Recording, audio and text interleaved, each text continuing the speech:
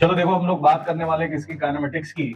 और इस काइनेमेटिक्स की शुरुआत करेंगे हम लोग बहुत बेसिक टर्म्स, जिसको आप कह सकते हो डिस्टेंस एंड डिस्प्लेसमेंट। इसके हालांकि मोस्टली सारे बच्चे इसको समझते हैं डिस्टेंस और डिस्प्लेसमेंट होता क्या है, लेकिन मुद्दा ये है कि इस पर हम लोग सवाल, कुछ बढ़िया सवाल, अच्छे क्वेश्चन हम लोग करेंगे।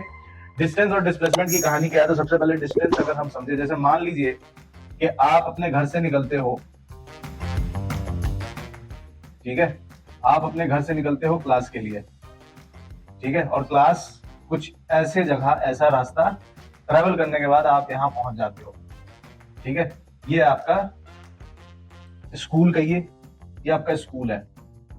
आप यहां पहुंचे इस रास्ते से, ठीक है। जब आप यहां इस रास्ते से पहुंचे तो अगर आप ध्यान से देखो तो ये आपका होम था, और आप ऐसे आए, इस रास्ते से आए।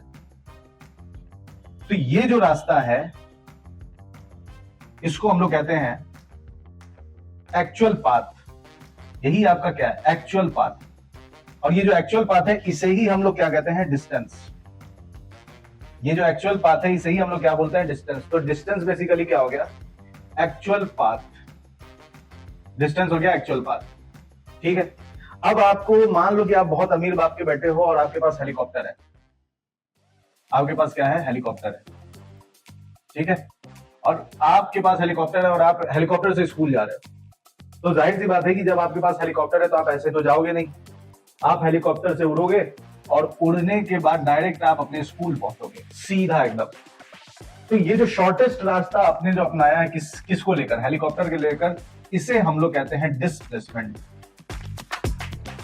इसे क्या कहते हैं हम लोग, डिस्प्लेसमेंट। डिस्प्लेसमेंट मतलब क्या हुआ कि आपका ये इनिशियल पॉइंट है और आपका ये फाइनल पॉइंट है। इस इनिशियल और फाइनल के बीच में जो शॉर्टेस्ट पाथ होगा इसे ही हम लोग क्या बोलते हैं, डिस्प्लेसमेंट बोलते हैं। तो डिस्प्लेसमेंट बेसिकली क्या है, शॉर्टेस्ट पाथ, ठीक है। डिस्प्लेसमेंट बेसिकली क्या है, शॉर्टेस्ट पाथ। अब आप अगर ध्यान से देखो तो आपको पता है कि ये है ईस्ट, ये है वेस्ट, ये है नॉर्थ, और ये क्या है, साउथ। ये हो गया नॉर्थ ईस्ट, ये हो गया साउथ ईस्ट, ये हो गया साउथ वेस्ट, ये हो गया नॉर्थ वेस्ट। अब अगर आप ध्यान से देखो, जब आप इस रास्ते से गए एक्चुअल पाथ से और आपसे कोई पूछे कि तुम बताओगे तुमने किस डायरेक्शन में ट्रेवल किया, तो आप कोई एक पार्टिकुलर डायरेक्शन नहीं बता सकते हो। मतलब डिस्टेंस के पास कोई एक पार्टिकुलर डायरेक्शन नहीं है। और जब डिस्टेंस के पास कोई एक पार्टिकुलर डायरेक्शन नहीं है, इस वजह से हम इसे कहते हैं स्केलर क्वांटिटी, क्योंकि कोई स्पेसिफिक डायरेक्शन में आपने मूवमेंट नहीं किया है। लेकिन अगर हम बात करें डिस्प्लेसमेंट की और आपसे पूछा जाए कि आप इनिशियल से फाइनल किस डायरेक्शन में गए हो, तो आप सीधा अगर मिलाओ तो आपको लगेगा और आपको दिखेगा कि आप किधर गए हो, ईस्ट की तरफ गए हो। तो ईस्ट की तरफ गए हो, इस वजह से डिस्प्लेसमेंट कैसा क्वांटिटी हो जाएगा, वेक्टर क्वांटिटी। तो डिस्प्लेसमेंट क्या हो जाएगा, वेक्टर क्वांटिटी। ये कहानी है किसके बीच की, डिस्टेंस और डिस्प्लेसमेंट और स्केलर और वेक्टर के बीच की बात।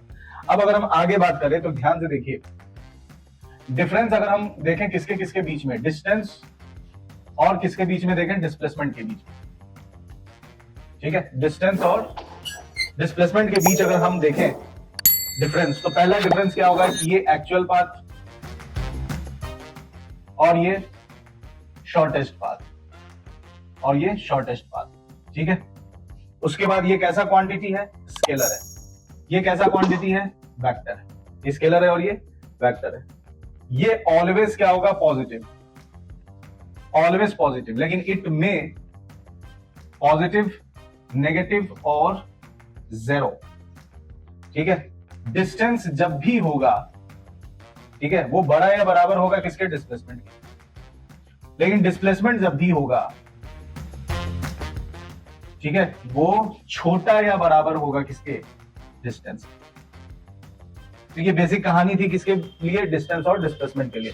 तो आइए कुछ न्यूमेरिकल्स इस पर कर लेते हैं ताकि आप अच्छे से समझ पाओ कि कहानी है क्या। एकदम सिंपल, अगर मान लो कि आप 3 मीटर इधर गए नॉर्थ की तरफ, ईस्ट की तरफ, फिर आप 4 मीटर चले जाते हो नॉर्थ की तरफ, तो डिस्टेंस और डिस्प्लेसमेंट कितना होगा, एकदम लल्लू सवाल। डिस्टेंस कितना हो गया ये,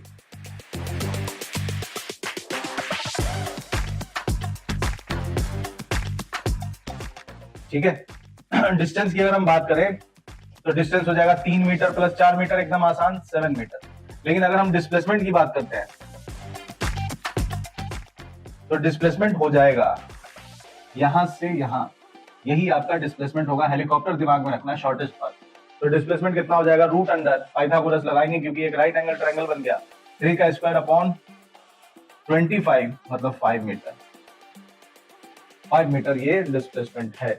और अगर हम डायरेक्शन की बात करें तो ये हो जाएगा 53 डिग्री और ये हो जाएगा 37 डिग्री। तो आप कह सकते हो कि डिस्प्लेसमेंट जो है वो ईस्ट से 53 डिग्री ऊपर है।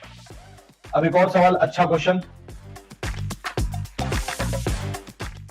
यहां से मान लो वो जाता है 10 मीटर, फिर यहां से वो जाता है 10 मीटर,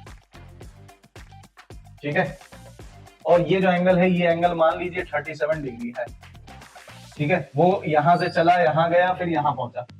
आपको दोनों ही बताना है, फाइंड डिस्टेंस एंड डिस्प्लेसमेंट,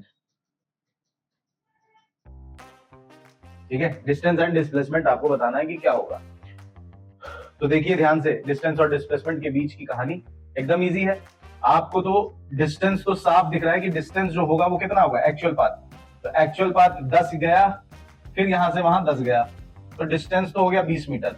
लेकिन डिस्प्लेसमेंट के लिए क्या करना पड़ेगा आपको, यहां से, है ना, इसका फिगर मैं दोबारा बना देता हूं। यहां से ये 10 मीटर है, फिर ये 10 मीटर है, और ये एंगल कितना बना रहा है, 37 डिग्री। तो अगर आप डिस्प्लेसमेंट की बात करोगे तो डिस्प्लेसमेंट यही हुआ, डिस्प्लेसमेंट की बात करोगे तो डिस्प्लेसमेंट ये हुआ। लेकिन डिस्प्लेसमेंट जब ये है तो डिस्प्लेसमेंट अब हम निकालेंगे कैसे।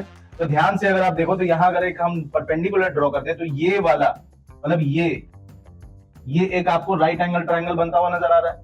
राइट एंगल ट्रायंगल बनता हुआ नजर आ रहा है तो आपको परपेंडिकुलर चाहिए और बेस चाहिए। तो क्या करेंगे, इधर कर देंगे हम 10 cos 37 और इधर कर देंगे 10 sin 37। रिजोल्यूशन, वेक्टर्स में रिजोल्यूशन आता है, वहीं से हम ये काम कर रहे हैं। तो 10 cos 37, तो 10 और cos 37। अगर आपको 37 और इसका वैल्यू नहीं पता तो एक ट्रायंगल बनाओ, यहाँ डालो 5 3 और इधर डालो 37 और ये डालो 4। अब ध्यान से देखो, cos 37 इज 4/5 मतलब कि इंटू 4/5, तो ये आ जाएगा 8। और 10 sin 37 मतलब हो जाएगा 3/5, 3/5 मतलब कि ये हो जाएगा 6। तो इसका मतलब है कि ये पूरा कितना हो गया, ये हो गया 10 और 8, मतलब ये टोटल हो गया 18, और ये कितना हो गया, ये हो गया 6। तो अब आप पाइथागोरस लगा देंगे। तो डिस्प्लेसमेंट के लिए हम यूज करेंगे displacement is equal to root under 18 का स्क्वायर प्लस 6 का स्क्वायर। तो 18 का स्क्वायर कितना होता है, 80 80 64 के 4 हाथ बना कितना 6, 8 दूनी 16, 6 22 का 2 हाथ बना कितना 2, ठीक है। और 1 का स्क्वायर 1 और 2, 324 प्लस 36 इज 400, 400 नहीं है, कितना है ये 6 4 10 का 0 हाथ में रहा, 1 3 2 5 और 1 6 360। तो रूट 36 मतलब कि 6 रूट 10। तो डिस्प्लेसमेंट की वैल्यू कितनी आ गई, 6 रूट 10। बात समझ में आ रही है। तो ये हमने बेसिक बहुत बेसिक चीज थी जो अभी हमने इस वीडियो में समझा कि डिस्टेंस और डिस्प्लेसमेंट ये बच्चों को पता है, और इसकी शुरुआत आपको 9th क्लास से होने लगती है, फिर उसके बाद 11th में भी मिलता है। लेकिन 11th में इस तरह के क्वेश्चंस आपको मिलते हैं, 9th में इस तरह के क्वेश्चंस अगर बच्चा एक्स्ट्रा ऑर्डिनरी है तो इस तरह के सवाल मिल सकते हैं, ठीक है। तो बहुत बहुत शुक्रिया मेरे साथ बने रहने के लिए, थैंक यू।